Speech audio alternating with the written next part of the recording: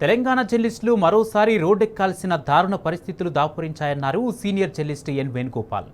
లగచెర్ల, దామగుండం వంటి ఉదంతాలు పునరావృతం కాకుండా తెలంగాణ జర్నలిస్టులు వీధుల్లోకి వచ్చి ఉద్యమం చేయాలన్నారు.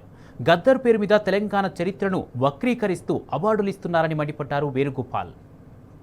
ఇవాల్టికి కోస్తాంధ్ర రాయలసీమ యాజమాన్యం చేతుల్లో ఉన్న పత్రికలే 1, 2, 3 స్థానాల్లో ఉన్నాయి. ఇంకా తెలంగాణలో పరాయి పాలన చిహ్నాలే ఆనవాళ్లే కొనసాగుతూ ఉన్నాయి.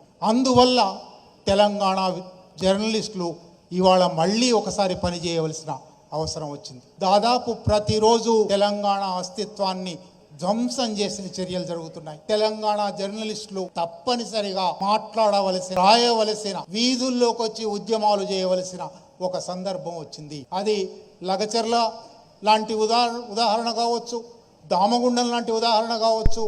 అంత దూరం పోనక్కర్లేకపోతే నిన్నటికి నిన్న తెలంగాణ చరిత్ర వారసత్వం కేటగిరీలో తెలంగాణ చరిత్రకు వక్రీకరణకు అవార్డులు ఇస్తూ ఉంటే, అది తెలంగాణ అస్తిత్వ ప్రతీక అయిన గద్దర్ పేరు మీద అవార్డు ఇస్తూ ఉంటే మనం కాకపోతే ఎవరు మాట్లాడారు? కనుక ఇవాళ కాలము, చరిత్ర, సమాజము తెలంగాణ జర్నలిస్టుల నుంచి 2001 మే 31న ఏమి ఆశించిందో సరిగ్గా అది ఆశిస్తూ ఉన్నది. మళ్ళీ ఒకసారి తెలంగాణ జర్నలిస్టుల సత్తా పాలకులకు చూపెట్టాలి.